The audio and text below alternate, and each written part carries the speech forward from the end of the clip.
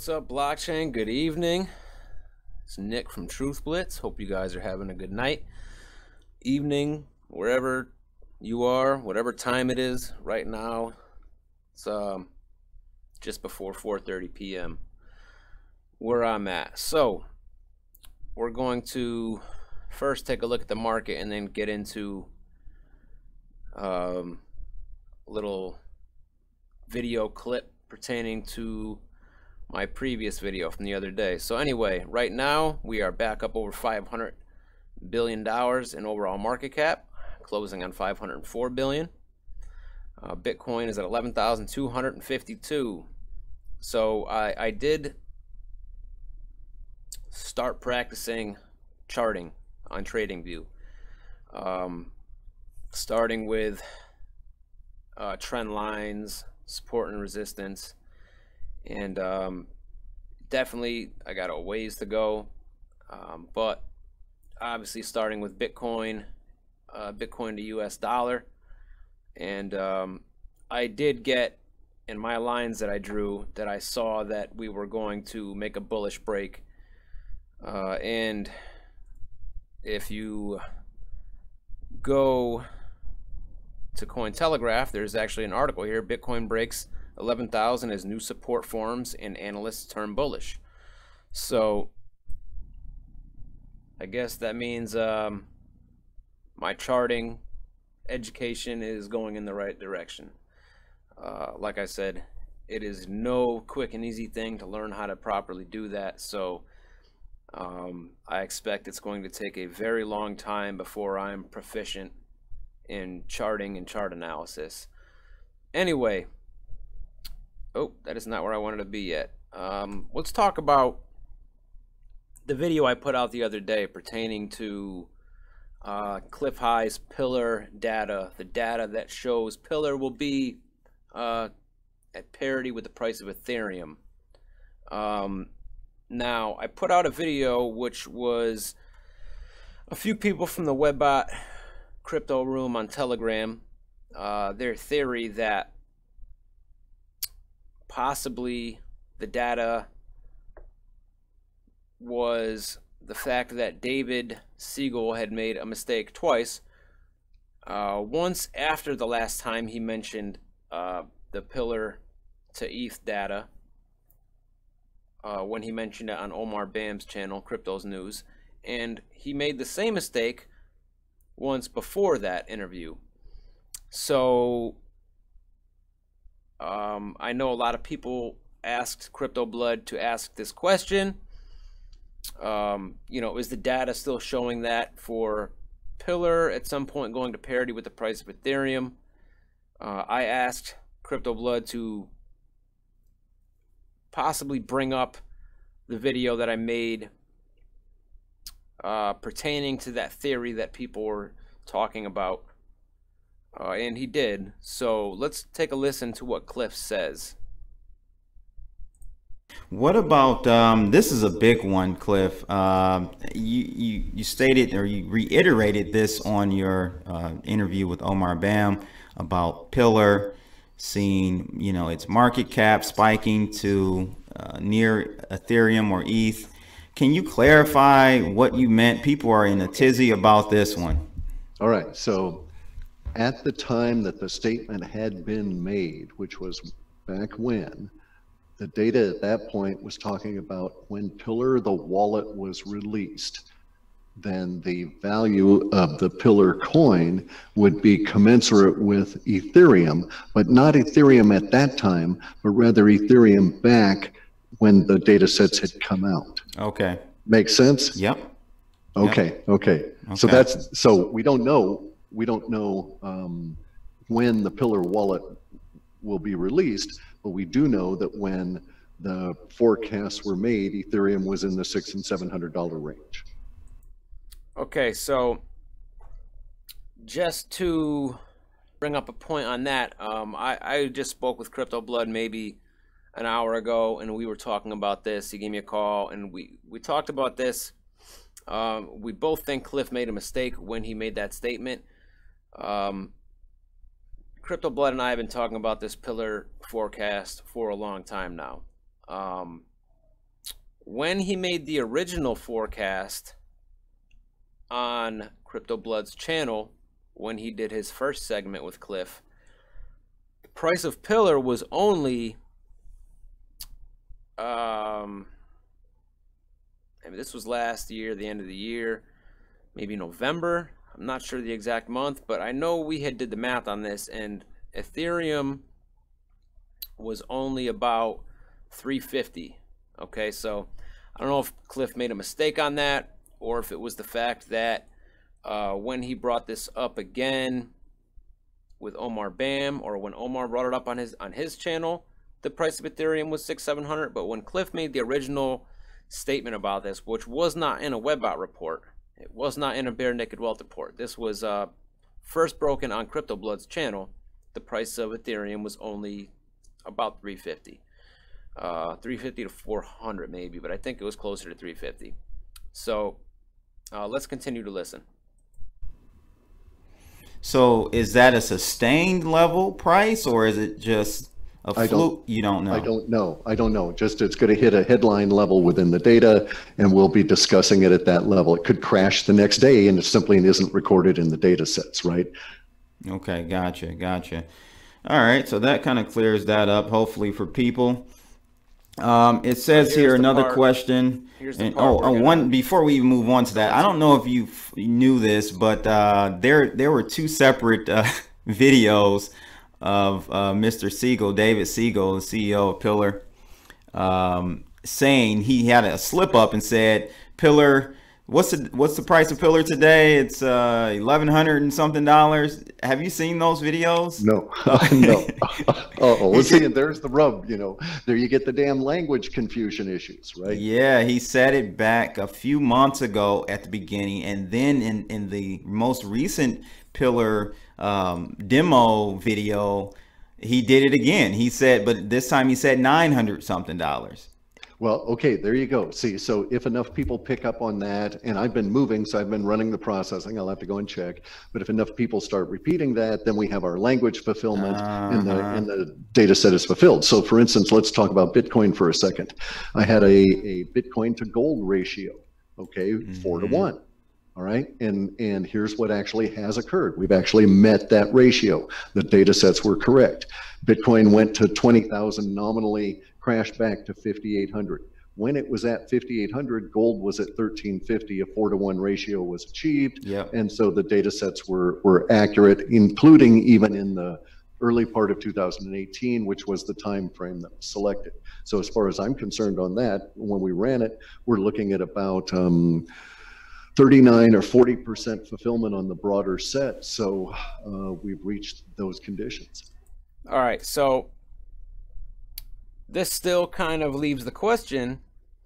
I'm going to bring up a couple points quickly.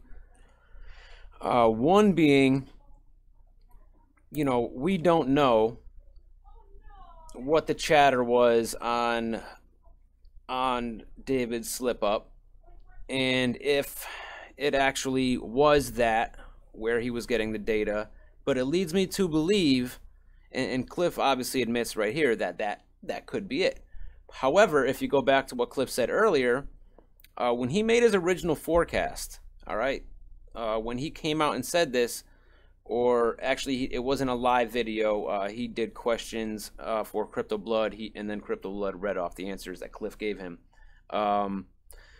When he did that originally and talked about the Pillar to Ethereum parity, and back when, like I said, Ethereum was about 350, David had not made that slip up yet.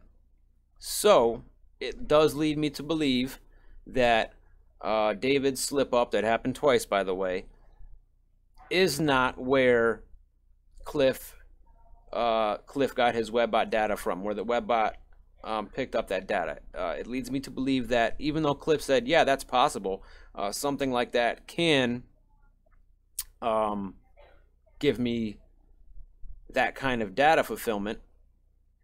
It leads me to believe that that is not the case. So Crypto Blood and I both had said to each other earlier today, we are definitely going to continue to hold Pillar. We are going to hold that bag. You know, I am still very bullish on Pillar. And, you know, I think that we're going to see a lot higher prices than we're seeing right now. Anyway, I wanted to get into this quickly. U.S. Republican Democrat officials calling for crypto regulation in a rare show of unity. So basically, we don't see many bipartisan bills lately, right? Basically, the Democrats and the Republicans can't really come to an agreement on much. But of course, they're both coming to agreement that they want crypto regulation. So let's get into this. Since I have been doing a lot of videos talking about regulation lately, we're going to see what we got here.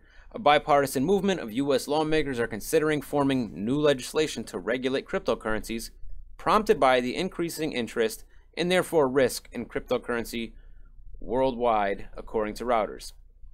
There is currently no singular body in charge of overseeing cryptocurrencies in the U.S.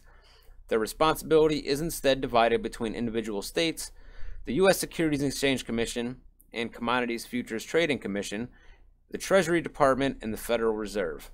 That is who we want overseeing our, cryptocurrency regulation, the Federal Reserve. Anyway, that was sarcasm, obviously. The SEC and the CFTC did hold a joint hearing on February 6th, and their roles in cryptocurrencies, blockchain technologies, and initial coin offerings. The general conclusion was that two bodies would work together to create a regulatory framework with the strictest regulations for ICOs and the most loose for blockchain and digital ledger technology. The hearing also concluded that cryptocurrencies will need protective regulation against market manipulation and fraud. Republican Senator Mike Rounds, a Senate Banking Committee member, was prompted to insert himself into the crypto regulation debate due to the growing popularity of cryptocurrencies. Quote, 6 months ago, we didn't see this explosion. The marketplace has changed, unquote.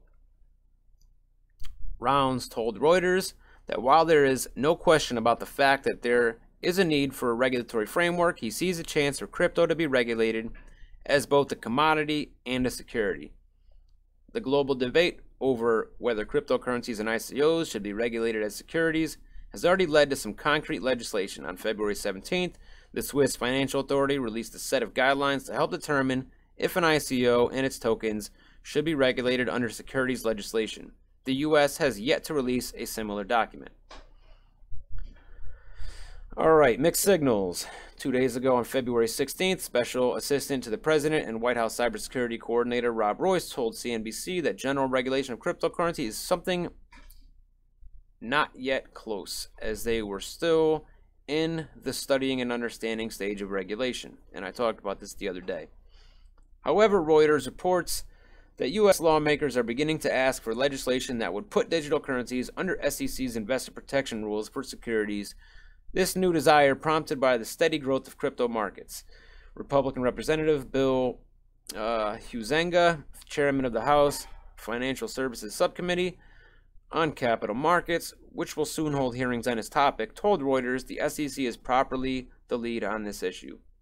Democrat Carolyn Maloney, a senior member of the House Financial Services Committee, agrees with Huizenga's perspective that the SEC should be the regulatory body, telling Reuters that a lot of people don't realize there is nothing backing these virtual currencies. Even free marketer Republicans like David Bratt, a member of the House Freedom Caucus, are prepared to back regulatory legislation. If it's a currency that could destabilize the whole economy, you're going to have that conversation. In spite of this beginning of calls for regulation, lawmakers will still protect revolutionary technology innovations like blockchain. Democratic Senator Chris Van Hollen, a member of the Senate Banking Committee, told Reuters. The goal here is to have rules of the road that protect consumers without trying to squash innovation. So they say. And I know that the hearings had an overall optimistic tone. However, I'm not quite as optimistic as most. I really think that the legislation or the regulation they're going to try to put forth, especially when it comes to ICOs, I think is going to be there to fuck us. That's my take on it. You know, I will tell you firsthand that most of the positions that I'm holding are more than likely going to be deemed securities. So what does that mean for me? What does that mean for you? What does that mean for the average investor who is not an accredited investor, right? But just a regular guy or girl who puts some Ethereum in a company, knowing the risks, all right? Because let's fucking be honest here. If you are investing in cryptocurrencies, more than likely you know the risk, all right? Just about every channel you go on, just about every website you go to talks about, you know, a lot of them have warnings, you know, never invest which are more than you're willing to lose, so on and so forth.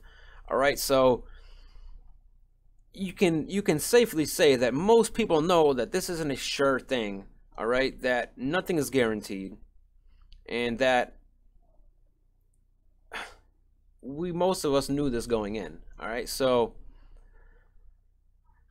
basically what I want to know is, what is this going to mean for people like me and you who are holding Populous, who are holding Veritasium, who are holding you know, whatever the token is, all right? We've already had the SEC chair say that he has not seen an ICO yet that's not a security. So what is that going to mean for us? You know, I can guarantee you what it's going to mean in the near future, that me and you are no longer going to be able to invest in these ICOs, right? There's a special club, and me and you ain't fucking in it. So, you know, it is what it is. I'm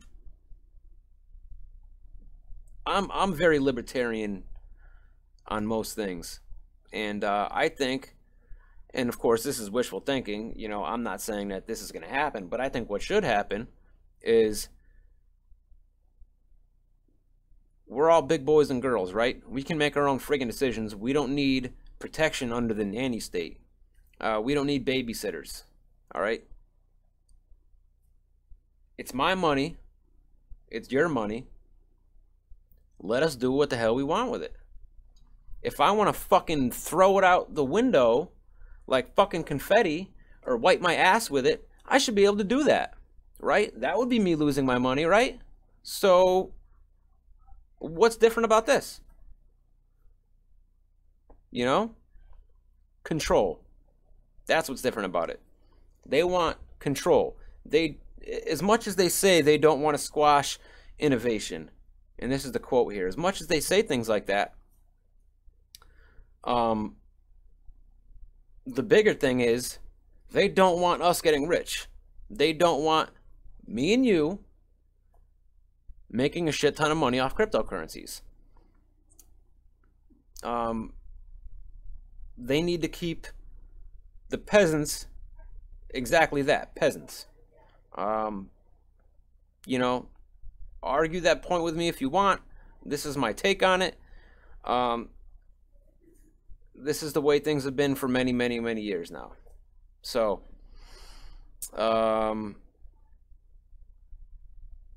it is what it is. We're just going to have to wait and see, you know, what this legislation looks like. And,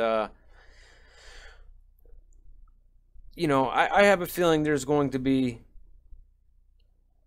a few legislators, a few senators that, you know, might be more on our side on this matter.